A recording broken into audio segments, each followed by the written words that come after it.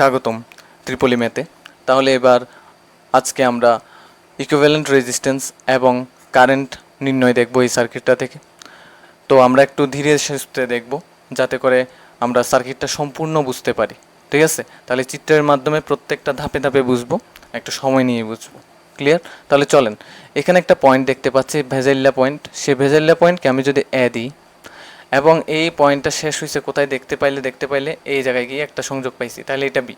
যদি এটা বি হয় তাহলে এখানে মাঝখানে কোনো রেজিস্ট্যান্স না থাকায় এটাও হবে বি।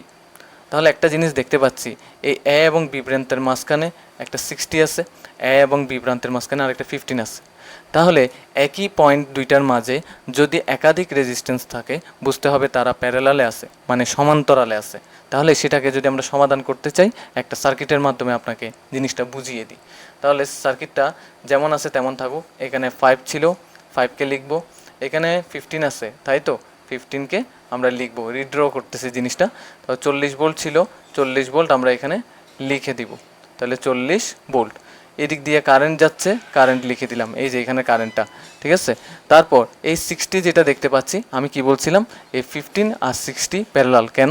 কারণ এরা দুইটা বিন্দুর একই বিন্দুর মাঝখানে দুইটা রেজিস্ট্যান্স আছে, তাইলে তারা অবশ্যই প্যারালালে আছে। তাহলে প্যারালালে আমরা আরেকটা রেজিস্ট্যান্স টানলাম, তার নাম দিলাম 60, মানে মান দিলাম 60। এখন এখানে দেখতে পাচ্ছি এই রেজিস্ট্যান্স দ্বয় 6 এবং 12, তাহলে তাদেরকে আমরা ড্র করব এখানে। তো একটা হলো 6 আর একটা হলো 12। ওকে, তাহলে এখানে দিব 6, এখানে দিব 12। ওকে, তারপর এখানে দেখতে পাচ্ছি 20 আর 80। ওকে, তাহলে এই জিনিসটাকে আমরা একটু ড্র করি। 20 এখানে হবে 20 আর এখানে হবে 80। ওকে, এই জিনিসটাকে আমরা কি করে দিব, এখন এখানে সংযোগ করে দিব। তাহলে করেন, এখন এখান থেকে আমরা খুব সহজে করতে পারবো। কিভাবে দেখাই, এই 6 এবং এই 12 দেখেন তো, এই দুইটা মাথা 6-এর দুই মাথা 12-এর দুই মাথার সাথে একে অপরের সাথে সংযুক্ত আছে কিনা? অবশ্যই আছে, তাহলে এরা প্যারালালে আছে। একইভাবে 20 এবং 80 তাদের দুইটা মাথা, চারটা মাথা একে অপরের সাথে লাগানো আছে কিনা? ঠিক আছে, একে অপরের সাথে লাগানো আছে কিনা? লাগানো থাকলে বুঝে নেবেন এটা প্যারালালে আছে। তাহলে 20-80 প্যারালালে আছে, 6 আর 12 প্যারালালে আছে। তাহলে 6 এবং 12 প্যারালাল সমাধান করব, আরেকটা প্যারালাল সমাধান করব 20 প্যারালাল 80। কীভাবে করতেছি দেখুন, 6 আর 12 গুণ করবেন, 6 আর 12 যোগ আকারে ভাগ করবেন, ঠিক আছে? গুণফল দিয়ে যোগফলকে ভাগ করব। তাহলে 6 12 72, 72 নিচে হবে 18, ঠিক আছে? 72কে 18 দিয়ে ভাগ করলে হয় 4। একইভাবে এদেরকেও করব, 20 গুণ 80, তারপর নিচে হবে 20 যোগ 80 করলে এখানে উপরে হবে 8 দুগুণে 16, দুইটা শূন্য, নিচে 100 যোগ করলে তাহলে আনসার পাচ্ছি 16। তাহলে সার্কিটটা যদি আমরা রিড্র করি, মানে এদেরকে সমাধান করে আমরা পাইলাম কত, 4, এদেরকে সমাধান করে পাইলাম আমরা 16। এটাই বুঝতে পারছি। তাহলে এটা একটু সহজ করে দিই আপনাদের জন্য। এখানে 40 ভোল্টের একটা আপনার ভোল্টেজ সোর্স আছে, তারপরে এখানে 5 ওহম আছে, দিলাম। এই জায়গা থেকে আপনি 15 দেখতে পাচ্ছেন, যেটা নিয়ে কোনো কাজ করি নাই, রেখে দিলাম। 60 নিয়েও কোনো কাজ করি নাই, 60কেও রেখে দিলাম। তারপরে ওই যে ওইখানে আমরা যেটাকে সমাধান করে পেয়েছি 4, সেই 4টা আমরা এখানে দিলাম। মানে দুইটা সার্কিটকে, মানে দুইটা রেজিস্ট্যান্সকে সমাধান করার ফলে আমরা পাইছি 4, তাহলে সেই 4টা লিখলাম। তারপর আর দুইটা রেজিস্ট্যান্সকে সমাধান করার ফলে পেয়েছি 16, তাহলে এটাকেও লিখলাম। লেখার পর এখন রিড্র করার পর এখানে 40 ভোল্ট আছে, লিখলাম। এই জায়গায় কারেন্ট আই লিখব। এখন দেখেন, এই দিক দিয়ে কারেন্ট যাওয়ার পথ একটা না? অবশ্যই একটা। তাহলে তারা কি হয়ে যাবে, সিরিজ হবে। সিরিজ হলে যোগ। ক্লিয়ার? তাহলে এটাকে আরেকটু সহজ করি। তাহলে 5 ওহম, তারপরে এদিকে 15 ওহম, তারপরে এদিকে 60 ওহম। যেমন আছে তেমন থাকবে, কারণ ওদের নিয়ে কাজ করি নাই। তাহলে ওরা দুইজন মিলে একজন হয়ে যাবে যোগ করে। তাহলে 4 এবং 16 যোগ করলে কত হয়, 20। তাহলে এখানে 20 একজন হয়ে যাবে।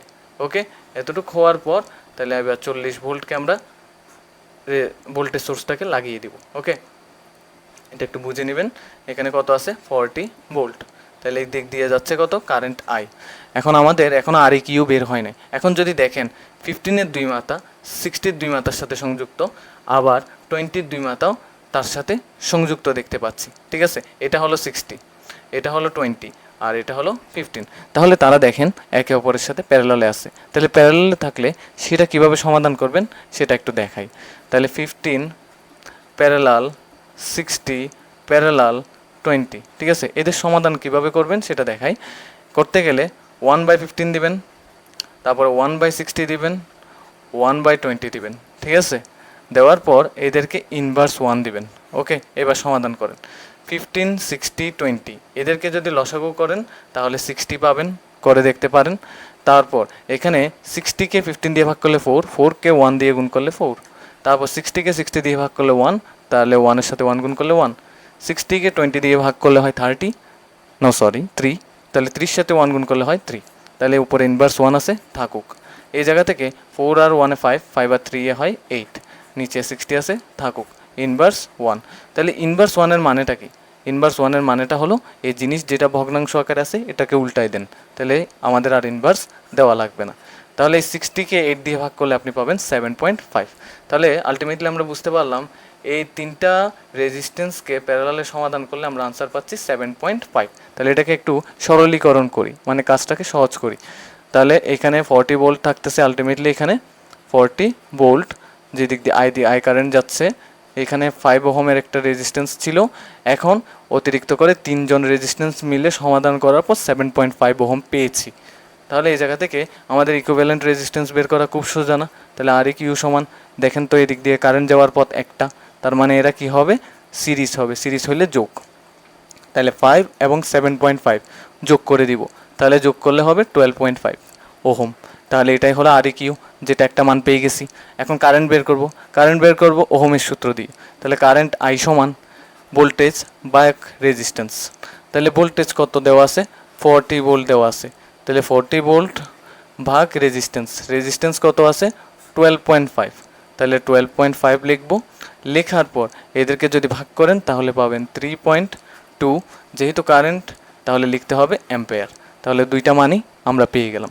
তাহলে এরকম অত্যাধুনিক সার্কিটের এরকম সহজ সমাধান দেখতে চাইলে চ্যানেলটি অবশ্যই সাবস্ক্রাইব করে রাখবেন এবং ভালো লাগলে বন্ধুদের শেয়ার করে তাদেরকেও উপকৃত করবেন।